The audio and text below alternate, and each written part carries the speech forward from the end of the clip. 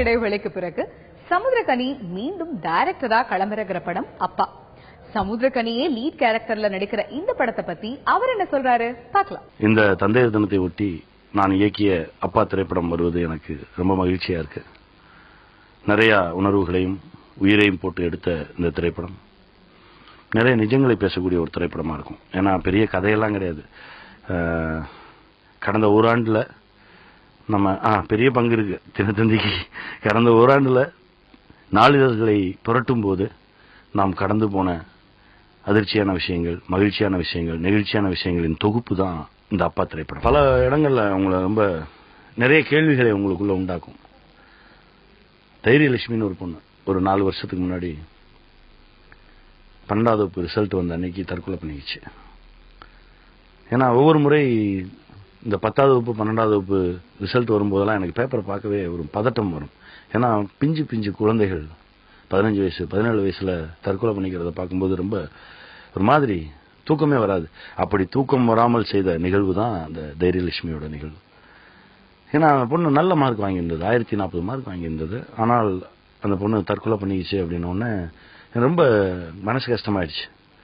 என்ன பிரச்சனை, இந்த முடிவை எடுக்க வைத்தது யார், அதை நோக்கி இவளை தள்ளியது யார் அப்படின்னு ஒரு கேள்வி வந்தது.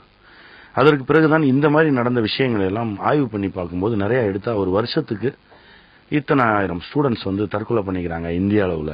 அதுல தமிழ்நாட்டு அளவுல இவ்வளவு பேர் தற்கொலை பண்ணிக்கிறாங்க. அதுல வேலூர் மாவட்டத்துல தான் அதிகம் அப்படின்ற ஒரு சர்வே எடுத்து சொன்னாங்க.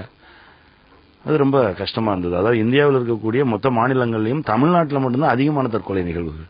அது இன்னும் ஒரு மாதிரி இருந்தது.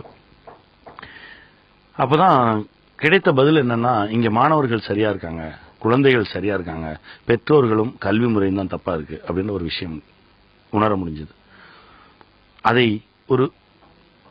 ஒரு பெரிய அறிவுரையா இல்லாமல் ஒரு நம் மனசுல பட்ட இந்த வலியை நம்ம பகிர்ந்துக்கணும் அப்படின்னு ஆசைப்பட்டேன். அதற்கான திரை வடிவம் தான் இந்த அப்பா திரைப்படம். இதுல வந்து ஒரு 3 விதமான அப்பாவை பத்தி பேசியிருக்கேன். அந்த 3 அப்பால ஒரு அப்பா நம்ம அப்பாவா இருப்பாரு. படம் பார்க்கும்போது படம் ஆரம்பிச்ச 5வது நிமிடமே நீங்க போய் இது ஏன் அப்பா இது ஏன் அப்பா அப்படின்னு ரிலேட் பண்ணிக்கிற மாதிரி ஒரு திரைப்படமா அது இருக்கும். நிறைய அதாவது பாடல்கள் பெருசா எதுவுமே கிடையாது, பெரிய மாபெரும் சண்டை காட்சி கிடையாது, குத்து சாங் கிடையாது, எதுவுமே கிடையாது. பட் ஆனால் நம்மை சிரிக்க வைக்கும், நெகிழ வைக்கும், நமக்குள்ள பல கேள்விகளை உண்டாக்கும். படம் முடிஞ்ச வெளியே போகும்போது ஓடி போய் அப்பாவை இறுக்கி பிடிச்சிக்கணும்னு தோணும். அதே மாதிரி அப்பா புள்ளைய கை பிடிச்சிக்கணும்னு தோணும். அப்படிப்பட்ட ஒரு திரைப்படம் தான் இந்த அப்பா திரைப்படம். பையனா வந்து வளர்ந்து வந்த பையனா வந்து நம்ம காக்கா முட்டையில பண்ண விக்னேஷ், தேசிய விருது பெற்ற விக்னேஷ் அவர் நடிச்சிருக்காரு. அவனை முடிவு பண்ணதுக்கு அப்புறம் அவனை மாதிரியே ஒரு குட்டி பையன் தேவைப்பட்டான்னு சொல்லி, அதுவும் ஸ்விம்மிங் தெரிஞ்சிருக்கணும் அப்படின்னு சொல்லி ஒவ்வொரு ஸ்விம்மிங் பூல்லையும் போய் கேமரா வச்சு தேடி தேடி தேடி தேடி தான் கண்டுபிடிச்சோம் ஒரு குட்டி பையனை. அவன் அற்புதமான, ஏன்னா வெற்றி தான் ஞாபகம் இருக்கு. அவனோட ஒரிஜினல் பேர் எனக்கு மறந்து போச்சு. அவன் பேர் கேரக்டர் வெற்றி. அவனை தேடி பிடிச்சோம்.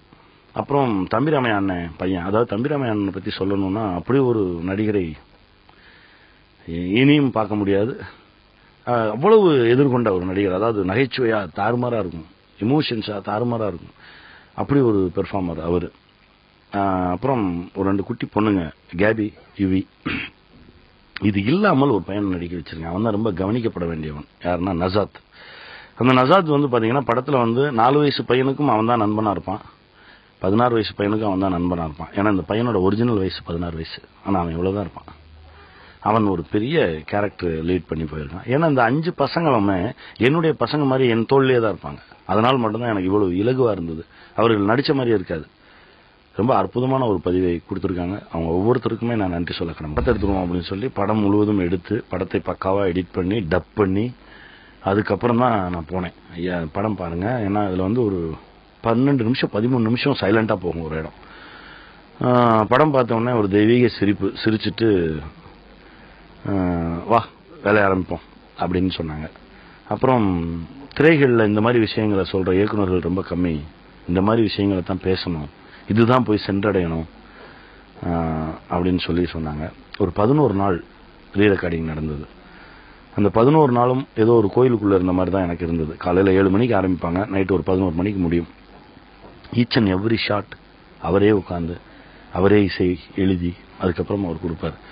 அந்த 11 நாள் மறக்க முடியாத ஒரு தருணம். நான் எதிர்பார்த்ததை விட, அதாவது நான் டப்பிங் பண்ணி கொண்டு போய் கொடுக்கும்போது என் படம் ஒரு மாதிரியா இருந்தது. படம் இசையமைச்சு வெளியே வந்ததுக்கு அப்புறம் மொத்தமா வேற ஒண்ணா இருந்தது. அதை என்னால் உணர முடிஞ்சது. ராஜா சாருக்கு என்றென்றும் நன்றி கடன் பட்டவனா இருப்பேன் நான்.